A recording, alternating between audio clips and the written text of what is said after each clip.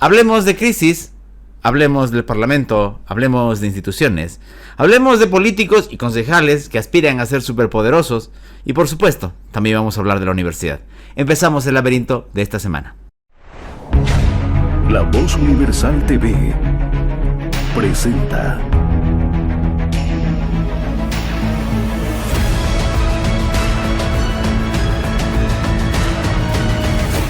El Laberinto con Andrés Canseco.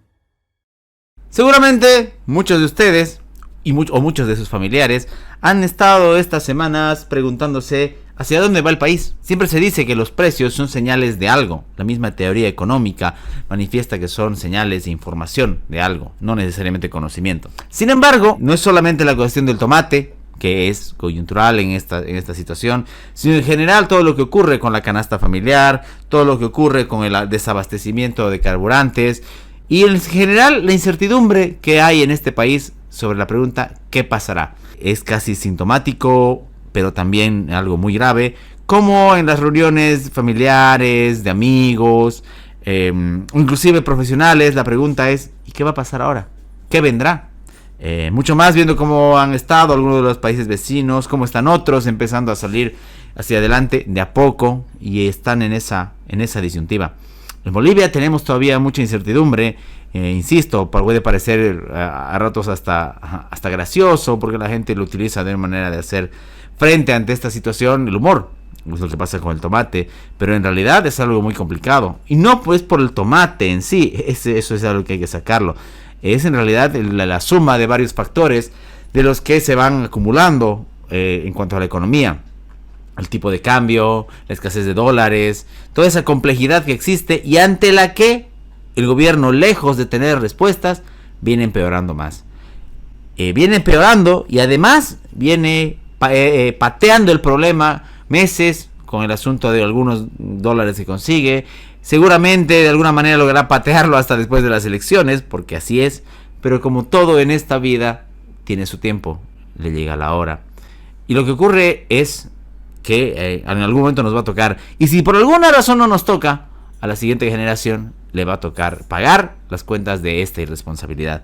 Y a mí me parece vergonzoso, me parece aparte nauseabundo de alguna manera, cómo es que hoy miembros del Partido Azul del ala 1 con el ala 2 terminan echándose la culpa por esta crisis, cuando en realidad el despilfarro viene de parte de ellos mismos.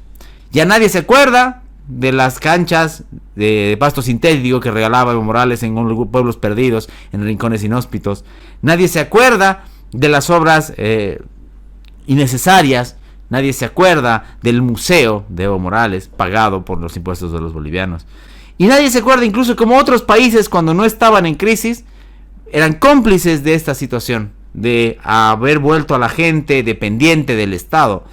Muchos de los que seguramente nos escuchan no recuerdan lo que pasó en 2006, 2007, cuando Hugo Chávez, finalmente ya desaparecido, venía a Bolivia a regalar cheques, los famosos petrodólares y petrocheques venezolanos.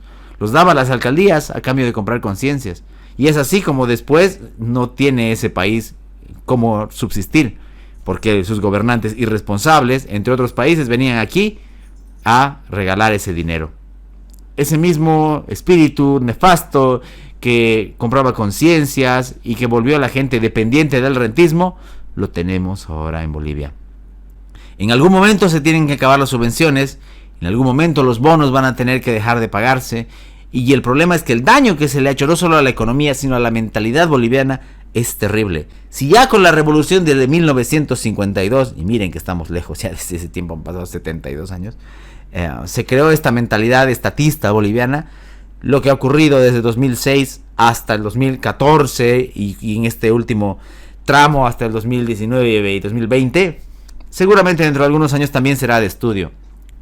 Porque se nos mostró que ni siquiera con precios altos del gas, ni siquiera con una aparente bonanza económica, porque no es real, se pudo generar un progreso real. ¿De qué les sirve a estos insensatos que hoy se pelean por quedarse con la sigla azul decir que fueron los artífices del buen momento económico si a la hora de la verdad usted no tiene un hospital al que ir, si usted no tiene un colegio al que llevar a sus hijos, si ve cómo sus carreteras se están deshaciendo, si su calle sigue llena de barro y no puede salir, si se inunda, si se le cae encima. Es eso a lo que nos han dejado. Y triste es porque mientras ellos se venden en eventos, en foros, mientras van a estirar la mano a Rusia, mientras van a hablar con organismos internacionales, mientras piden que la asamblea, de la que vamos a hablar más adelante, les apruebe créditos, ellos están felices. A ellos los van a ver siempre con sus ternos impecables, los van a ver siempre con sus reuniones en lugares lujosos, amplios e iluminados, con calefacción o con aire acondicionado. Pero usted, que en algún momento quizás inocentemente votó por ellos, va a estar padeciendo como padecen las colas por la gasolina, cuando padece al momento de hacer cálculos, no solamente por el tomate, por la carne, por el azúcar.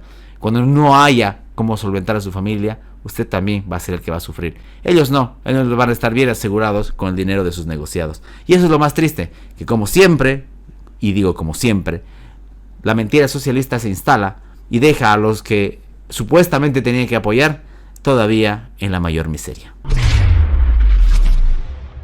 Hablábamos hace un instante acerca del Parlamento y de los créditos que no se han aprobado para Bolivia.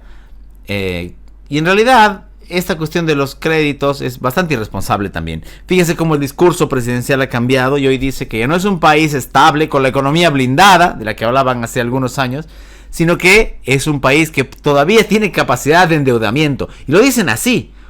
A ver, imagínense cuando alguien en su familia le dice que tiene capacidad de endeudarse. Por supuesto que eso es que no está bien económicamente. No funciona. Si usted mismo dice tengo capacidad de endeudarme y no dice estoy bien, es porque es completamente diferente. Pero en este mundo distópico, en este país distópico que es Bolivia, eso para algunos puede ser señal positiva. Así debajo hemos caído. Pero retornando a lo del Parlamento, está este asunto de la aparente institucionalidad que quiere tener, que además ha sido trastocada por el órgano judicial, específicamente por el Tribunal Constitucional Plurinacional. Y aquí entran muchas cuestiones en juego. No es algo nuevo, por cierto. Ya en el año 2017, el Tribunal Constitucional Plurinacional, con los magistrados de ese tiempo, realizó una de las maniobras más sucias, realizó una de las maniobras más arteras hacia la democracia boliviana. Y fue precisamente la habilitación de Evo Morales. Ahí ya pudimos entender cómo es que el Tribunal Constitucional se puede convertir en el arma de los autoritarios. Aquella institución que en sus inicios y en los primeros años de este siglo era importante, no solamente desde el punto de vista jurídico, sino además desde el punto de vista académico, hoy no es más que un instrumento del poder. Nos vemos con la necesidad de decir que se han comprado conciencias y que al final poco importa la independencia de poderes, porque resulta que el Tribunal Constitucional frena la elección de los nuevos magistrados, emite resoluciones de manera contraria al mismo espíritu de la ley y de la división de poderes, y eso hace que la Asamblea, extrañamente, cobre otra notoriedad a la que siempre se le había reclamado. Le habíamos reclamado durante mucho tiempo a la Asamblea que tome notoriedad. Lo malo de todo esto es que está tomando notoriedad de una manera bastante peculiar. No por el afán institucionalista, sino por una lucha de poder. ¿Ustedes creen de verdad que Andrónico Rodríguez y los diputados y senadores evistas están ahí peleando por la institucionalidad democrática? Por supuesto que no. Están ahí peleando porque no les conviene lo que está haciendo el tribunal. Pero yo les puedo asegurar, como en realidad pasó ya, que si esos fallos fuesen a favor de Evo Morales, ellos estarían bien callados y aplaudiendo como focas a todo lo que dicen. Y ese es el verdadero problema. Y lo notamos en todo, porque de repente, haciendo esta especie de reflexión, nosotros debemos entender que aparece en todo esto. Aparece desde las elecciones que hay en el país, por las judiciales, las del órgano ejecutivo, las del legislativo, pero también en la cultura boliviana, en clubes de fútbol, en comparsas, en juntas vecinales. Todo el mundo quiere utilizar la ley para lo que le conviene. Todo el mundo dice, sí, que se cumpla cuando me conviene, pero cuando es para el otro, no. Hay que perjudicarlo. Hay que sacar ventaja para mí, pero el otro que se perjudique. Y esa es la mentalidad que hoy impregna la Asamblea Legislativa. Es vergonzoso, pero también es algo repetido. No se le puede esperar mucho de un partido que aprobó el texto constitucional el año 2008 en un cuartel militar. No nos extraña entonces que le apaguen la luz a la asamblea, no nos extraña entonces que no quieran sesionar, no nos extraña entonces que utilicen al Tribunal Constitucional. Fueron capaces de derramar sangre de inocentes por su proyecto de poder. ¿Ustedes creen de verdad que cualquiera de sus bandos, ya sea el de Evo, el de Arce, el de Choquehuanca, cualquiera de ellos, no va a hacer lo mismo por perpetuarse? Y eso es a lo que nos enfrentamos. Elecciones pasan, años pasan, generaciones pasan, y todas esas promesas de la refundación de Bolivia, de la reforma judicial, de un país más justo, no llegaron nunca. Ni hablar de un país libre, porque ellos tampoco nunca lo prometieron, por cierto. A ellos nunca les interesó la libertad. Y es así como nos encontramos en este momento complicado institucional. La asamblea da la cara, no por las razones correctas, es cierto, a lo menos en el lado masista, pero lo intenta dar. Y no estaba funcionando porque el mismo mal que ellos le hicieron en su momento al país se les está volcando en la contra. Si ellos hubieran sido un poquito menos autoritarios, cosa que no se los podemos pedir porque sabemos cómo son, de repente las cosas no estarían tan mal. Que no vengan a quejarse entonces ellos, no tienen moral ni cara para quejarse. Los ciudadanos de bien, los parlamentarios de bien, y las personas que desde el principio, desde el año 2005 se pusieron y nos opusimos a este poder absoluto del movimiento del socialismo, podemos hablar. Otros no. ¿Por qué? Y ustedes me dirán, no, pero tienen derechos, son ciudadanos. Sí, su derecho nadie se los va a quitar. Pero la moral que ellos tienen de haber sustentado y apoyado ese sistema, no la tienen. Hay que empezar a decir las cosas como son. Porque suele pasar también que en estas crisis económicas, políticas, hay una cuestión que también se hace peligrosa. Y es que sirve para que muchos políticos, ya casi desaparecidos, se reciclen. Aparezcan como salvadores, aparezcan como demócratas, cuando en realidad no son gente digna en política, sino que además son culpables de las cosas que nos está pasando. Así que no me vengan ahora, a pesar de que el Parlamento se está haciendo respetar, que no vengan ahora los masistas a decir que buscan el respeto a la institucionalidad. Decíamos hace unos minutos que todo este tiempo de crisis y en general los tiempos difíciles se prestan para que haya muchos políticos y figuras que buscan reciclarse, que se pierden un tiempo del mapa y luego aparecen como salvadores o ahora como demócratas, incluso algunos hasta como liberales, cosa más extraña no se puede ver. Pero también estos tiempos se prestan para los impostores, o como dicen por ahí, para los chantas. Para esos que, aprovechando no solamente ya la televisión, como fue en anteriores décadas, sino aprovechando el uso de las redes sociales, quieren ser figuras mediáticas y que hasta olvidan su trabajo a veces por ser virales. Pero que además, en ese afán de ser virales, en ese afán de ser figuras públicas y de ser famosos, se olvidan de cosas tan sencillas como los procedimientos y las normas. José Ortega y Gasset decía que todo el conjunto de normas y procedimientos, aunque a veces parece tortuoso, es básicamente lo que nos hace civilizados. Lo contrario es la barbarie. Por eso es que el hombre masa, el hombre bárbaro, toma la acción directa, dice Ortega y Gasset. Y tiene razón, porque en estos tiempos, apoyado por una sociedad que así lo busca, que le toca la puerta, que lo invoca o que lo etiqueta, estamos asistiendo a esta formación de este nuevo político. Este político que en videos verticales de TikTok quiere hacer cosas que no debe o tomar competencias para los que no está facultado. Y aquí muchos seguramente no estarán de acuerdo y dirán que no, que ellos tienen que hacer su trabajo, que no nos queda otra persona ante quien recurrir, pero esto no es así. Esto es una gran mentira y lo voy a dividir en dos facetas. Primero, porque su función como concejales o diputados, o en el caso nacional, no es estar en las redes. Las redes son una herramienta. Si vamos a encontrarnos con que lo primero que hace un diputado, asambleísta o concejal es prender su celular antes que entrar a su sesión o antes que hacer el trabajo, estamos frente a una muy mala señal. Si vemos que lo primero que hace es contratar un equipo de grabación y edición y personas que estén a su alrededor para eso, estamos muy mal. Su labor debe ser acompañada de esta herramienta, seguramente, pero no es lo principal.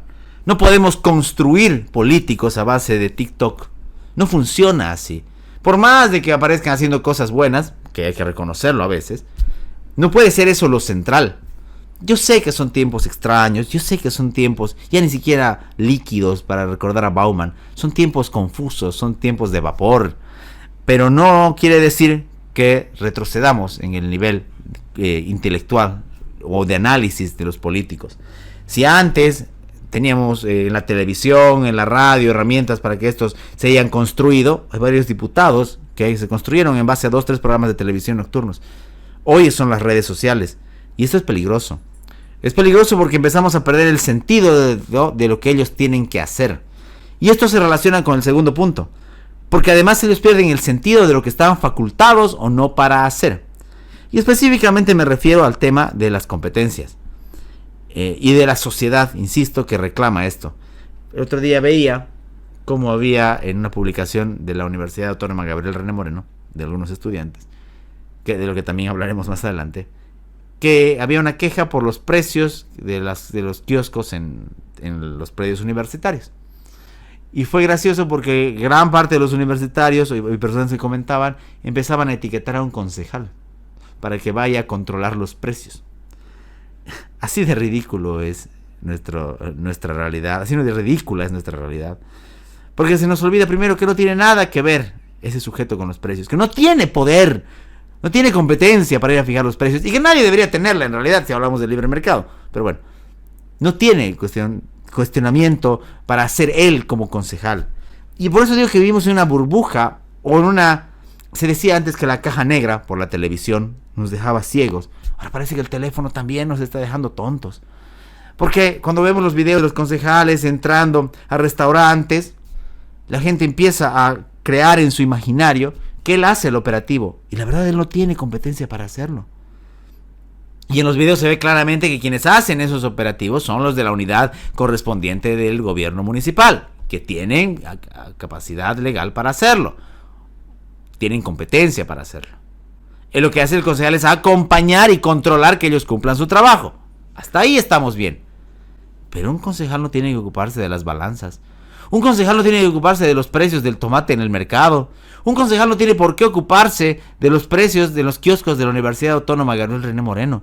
No convirtamos a concejales en superhéroes o cualquier político en superhéroe que esté por encima de la ley. No funciona así. Entiendo el descontento, entiendo la viralidad. Sí, ok, se las regalo esa, ya.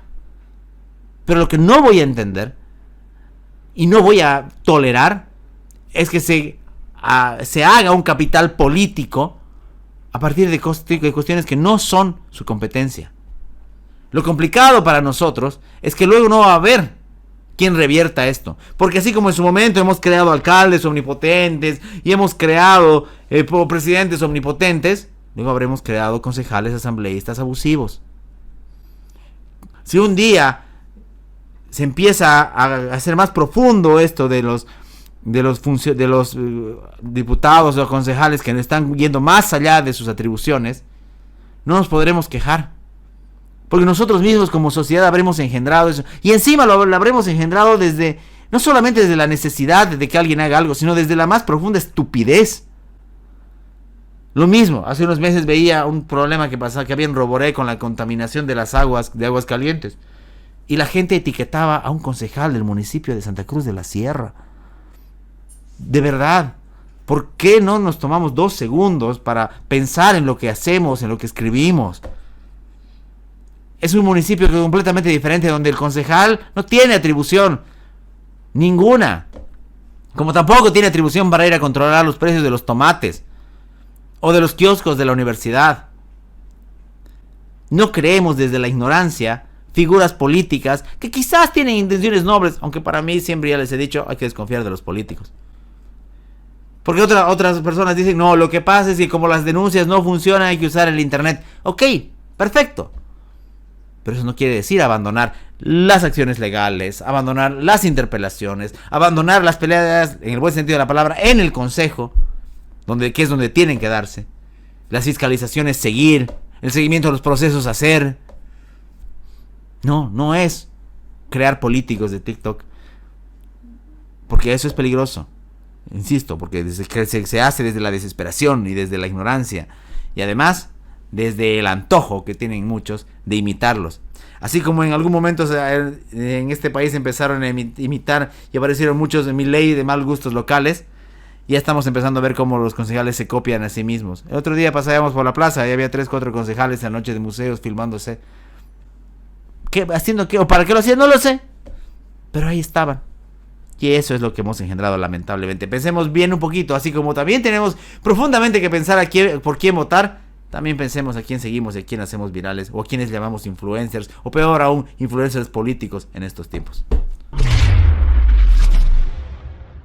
La universidad, ese espacio que debería servir para crear debates y crear conocimiento científico, como decía Mario Bunge, o para incentivar el espíritu crítico, como también añadía nuestro querido profesor HCF Mancilla, se ha convertido otra vez en Santa Cruz de la Sierra en uno de los grandes problemas de la semana.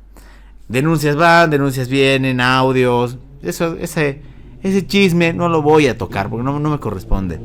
Pero sí lo que voy a hacer es hablar de los verdaderos problemas que hay.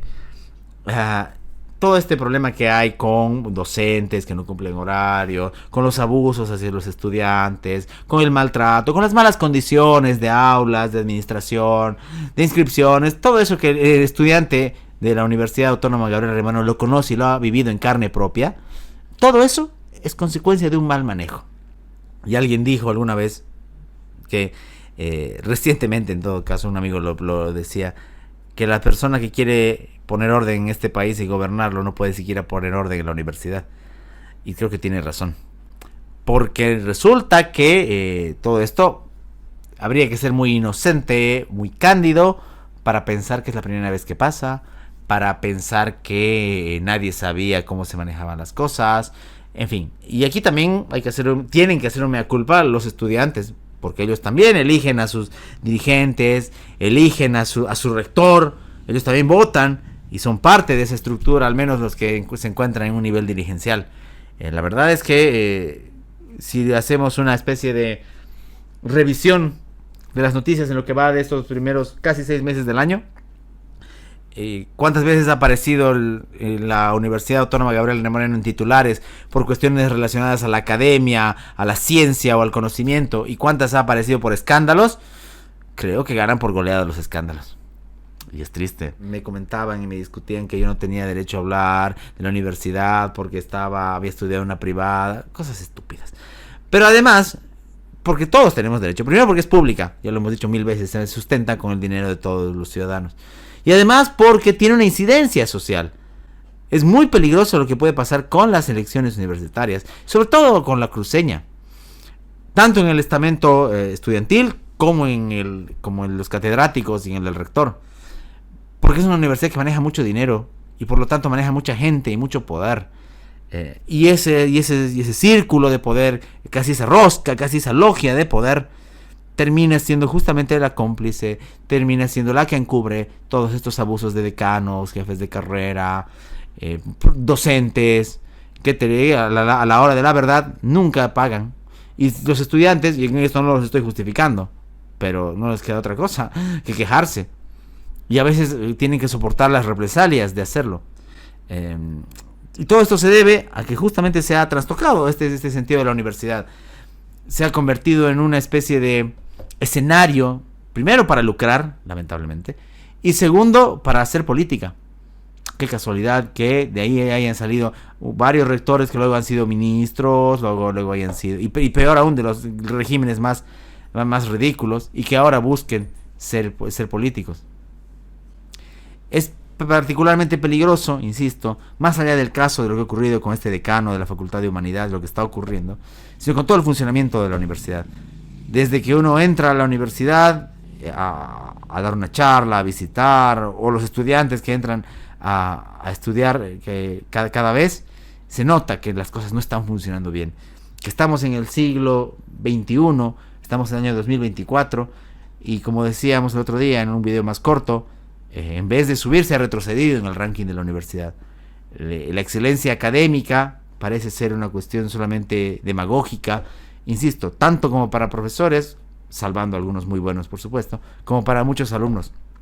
Ni que hablar del estamento administrativo, que en vez de solucionarle la vida a los estudiantes, que en vez de aligerarle las cargas, se los complica más con burocracia, con corrupción, con abusos, con complicidad. Y en eso también están metidos muchas personas con mucho poder ahí adentro. La renovación a veces, si bien es cierto, se puede emplear como demagogia, también en otros momentos es necesaria. Pero no solamente una renovación generacional, sino una renovación de mentalidad. Y eso es creo que lo que más le cuesta a la gente de la Universidad Autónoma Gabriel René Moreno. Porque a pesar de que se cambian rectores, se cambian jefes de carrera, la mentalidad es la misma. Así como los políticos ven en el Estado boliviano un botín, de alguna manera también pasa lo mismo con la universidad. Y el conocimiento, la excelencia académica y la formación quedan en un segundo, tercer, cuarto plano. Las denuncias seguramente tendrán o acabarán de alguna manera, imagino, saliendo a la luz. Desconozco cómo terminará esto, pero lo que sí puedo asegurar es que no va a ser el último problema. Y que lejísimos está la Universidad Autónoma Gabriel René Moreno de alcanzar ese verdadero fin, que es ser un referente en la educación boliviana. Lamentablemente no lo es así, y si hay buenas cosas es justamente porque hay algunos docentes que ponen todo el empeño, porque hay estudiantes que se esfuerzan, y que muchas veces son justamente por eso que a veces tienen que lidiar contra el sistema, contra la venta de notas, contra la venta de cupos. Y hay que decirlo así, porque la impunidad y el silencio son uno, y si nosotros nos callamos, dejamos que muchos de estos corruptos sigan siendo impunes.